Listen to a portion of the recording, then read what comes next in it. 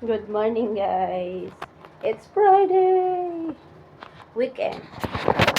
So, dito po sa Saudi is weekend tuwing Friday, Saturday. Sunday to Thursday lang po ang work dito.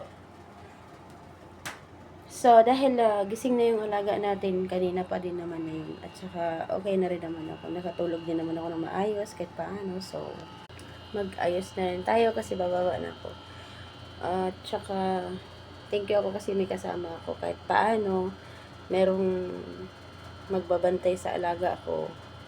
At, ayun, baba na tayo kasi kunin natin yung bebe boy natin.